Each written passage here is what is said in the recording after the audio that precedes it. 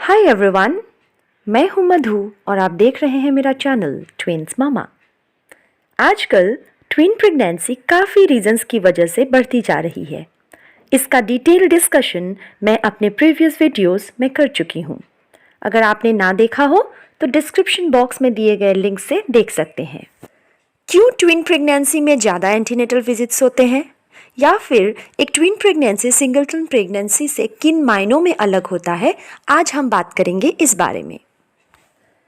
सबसे पहली डिफरेंस है in the level of anxiety at the time of conception itself. जिन कपल्स ने नेचुरली ट्विंस कंसीव किया है तो उनके लिए ये सरप्राइज से ज़्यादा शॉक होता है। मैं अपने पर्सनल एक्सपीरियंस से आपको बता रही हूँ, क्योंकि वो एक बच्चे का सोचकर फैमिली एंड फाइनेंशियल प्लानिंग करते हैं एंड सडनली उनको पता चलता है कि everything has to be multiplied by 2 now. So anxiety levels काफ़ी हाई हो जाते हैं। अगर एक कपल ने IVF के थ्रू ट्विंस कंसीव किया हो तो वो ऑलरेडी एक emotional and financial roller coaster को क्रॉस कर यहाँ तक पहुँचे होते हैं, और ट्विन कंसेप्शन का सुनकर यूजुअली एंजाइटी लेवल्स हाइटन हो जाना बहुत ही नेचुरल है। जिन कपल्स के जुड़वा बेबीज होते हैं उनको देखकर अक्सर लोग ये सोचते हैं कि वाह, ये तो अच्छा है, एक ही प्रेगनेंसी में 2 बेबीज, एक ही खर्चा, एक टाइम पीरियड, एक ही डिलीवरी, एक maternity leave, etcetera etcetera. I agree, this are the advantages of a twin pregnancy, लेकिन this is only one side of the story.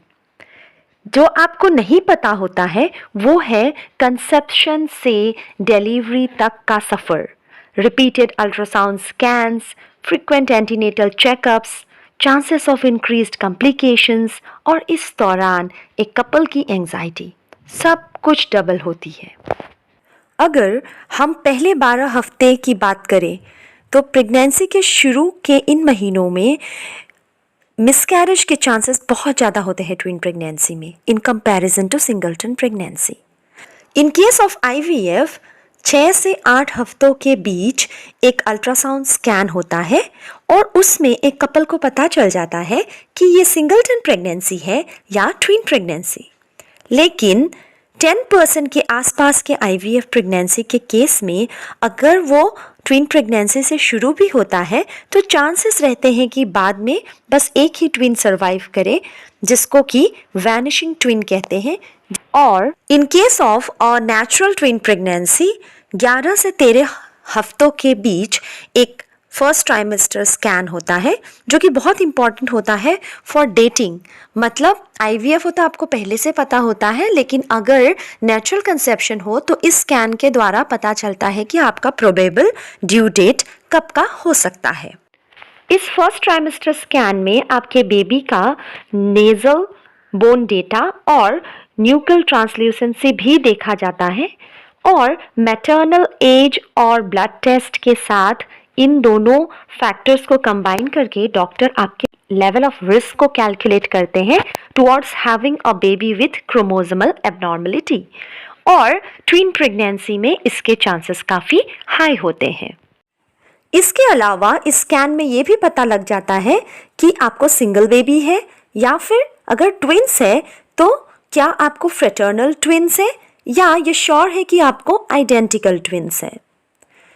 क्योंकि अगर डाइकोरियोनिक डाइएमनियोटिक ट्विन प्रेगनेंसी है मतलब श्योरली ये फ्रेटर्नल ट्विंस है, कुछ केसेस में आइडेंटिकल ट्विंस भी हो सकते हैं, और ये थोड़ा लो रिस्क ट्विन प्रेगनेंसी है।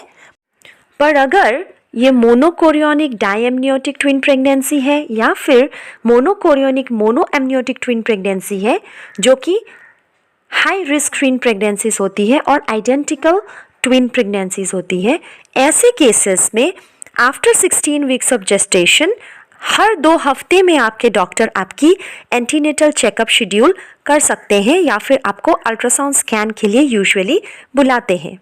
अदरवाइज लो रिस्क वाले केसेस में आपको हर 4 हफ्ते में एंटीनेटल चेकअप के लिए आना होता है। प्रेगनेंसी के 20वें वीक के आसपास सर्विक्स यानी कि यूट्रस के ओपनिंग की लेंथ की भी डॉक्टर जांच करते हैं थ्रू अ इंटरनल अल्ट्रासाउंड। और most of the twin pregnancies में चांसेस रहते हैं कि ये लेंथ बहुत कम हो जाए, जिसकी वजह से प्री टर्म लेबर या प्री टर्म बर्थ के प्रोबेबिलिटीज़ बढ़ जाते हैं। तो ये भी एक वजह है कि आपको एक्स्ट्रा एंटीनेटल स्कैन्स के लिए डॉक्टर के पास जाना पड़ सकता है। 20 वीक्स में जो अल्ट्रासाउंड स्कैन होता है उसमें जहाँ सिंगलटन प्रेगनेंसीज के केसेस में 5% चांसेस होते हैं कि कोई एबनॉर्मलिटी दिखे, वहीं ट्विन प्रेगनेंसी के केस में ये प्रोबेबिलिटी बहुत ज़्यादा बढ़ जाती है। इसीलिए इस स्कैन में डॉक्टर आपकी काफ़ी डिटेल जांच करते हैं, दोनों बेबीज़ के हार्ट के ब्लड फ्लो चेक करते हैं और बहुत सारे दूसरी चीज़ें भी, ताकि अगर कोई कॉम्प्लिकेशन है जैसे twin to twin transfusion syndrome in case of sharing of placenta, इस तरह का कुछ है तो उसका पता जल्द से जल्द लग जाए और आपके बेबीज़ को कोई नुकसान ना पहुँचे। अगर आपकी फैमिली में पहले कोई ट्विन प्रेगनेंसी ना रही हो तो आपकी माँ या आपकी सास अपने ज़माने के हिसाब से आपसे ये कह सकती हैं कि इतनी सारी टेस्ट या स्कैन करवाने की क्या ज़रूरत है, और क्या ये स्कैन, रिपीटेड स्कैन्स आपके बेबीज़ को कोई नुकसान तो नहीं पहुंचाएंगे। तो मैं आपसे ये कह दूं, पहली बात तो ये कि अगर बार बार स्कैन करने से कोई प्रॉब्लम होता तो मेडिकल प्रैक्टिस में ये अलाउड ही ना होता। दूसरी बात, टेक्नोलॉजी काफ़ी आगे बढ़ चुकी है। जो भी अल्ट्रासाउंड स्कैन की मशीन्स मार्केट में अवेलेबल हैं, उनके पीछे एक पूरे रिसर्च टीम ने काम किया होता है, सो दैट जो साउंड वेव्स उस अल्ट्रासाउंड मशीन से निकलकर आपके बेबी के एनालिसिस में यूज़ होता है वो आपके बच्चे को हार्म ना करे। ये एक बहुत बड़ा मिथ है। आजकल मेडिकल प्रैक्टिस में डॉक्टर्स ये इंश्योर करवाना चाहते हैं कि प्रेग्नेंट वुमेन और उनके बेबीज़ दोनों में कोई कॉम्प्लिकेशन ना आए, और अगर कुछ कॉम्प्लिकेशन आता है तो उसका जल्द से जल्द पता लग सके, ताकि समय रहते ही सल्यूशन के बारे में सोचा जा सके। नियोनेटल आईसीयू या फिर एनआईसीयू में आपके बेबीज़ को ना जाना पड़े, इसके लिए ज़रूरी है कि आपके बेबीज़ एक हेल्दी वे में ग्रो हो, और specially in case of twin pregnancies constant monitoring ही एक ऐसी उपाय है जिसके द्वारा ये संभव है इंश्योर करना कि बेबीज़ की ग्रोथ प्रॉपरली हो रही है। एक बेबी की ज़्यादा या एक बेबी की कम, ऐसी कुछ परेशानियाँ नहीं है। बहुत सारे केसेस में कॉम्प्लिकेशंस का पता सिर्फ regular tests and ultrasound scan से ही पता लगता है। मतलब अगर बेबी मूव कर रहा हो तो प्रेग्नेंट विमेन को लगता है कि सब कुछ तो सही है, वो भी फिजिकली फिट है और बेबीज भी मूव कर रहे हैं, लेकिन कभी कभार डॉक्टर्स जब उन्हें सजेस्ट करते हैं कि फ्रीक्वेंट स्कैन्स करवाया जाए या फिर जल्दी डिलीवरी करवाई जाए या फिर स्टेरॉइड्स लेने की बात करे डॉक्टर, तो ये इसलिए क्योंकि डॉक्टर्स ने कुछ ऐसा पाया है जिसकी वजह से शायद आपके बेबीज़ की डिलीवरी जल्दी करवानी पड़े, और ऐसे केसेस में लंग्स को वेल डेवलप्ड करवाने के लिए स्टेरॉइड्स दिया जाता है, so that pre term baby अच्छी तरह से सरवाइव कर पाए। सो ट्रस्ट योर डॉक्टर, और वो जो कह रहे हैं आप वो सुन ले, क्योंकि ये मॉनिटरिंग वाकई नेसेसरी होती है। ट्विन प्रेगनेंसी से गुजरते हुए मैंने ये रियलाइज़ किया कि हम जितनी भी नॉलेज गेन कर पाएँ इस बारे में, about this entire process from conceiving twins to requirement of extra test and scans in antenatal checkup during this twin pregnancy, एक माँ के लिए बहुत अच्छा होता है। जितनी नॉलेजेबल वो होंगी उतनी उनको डॉक्टर की बातें समझ आएंगी, उनको ये पता लगेगा कि जो भी उनके साथ हो रहा है ये सारा प्रोसीजर क्यों हो रहा है।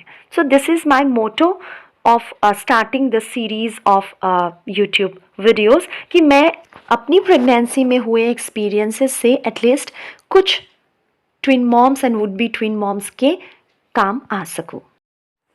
काइंडली मेरे चैनल को सब्सक्राइब कर लीजिए अगर आप ऐसे ही वीडियोज़ देखना पसंद करते हैं। Thank you. See you soon.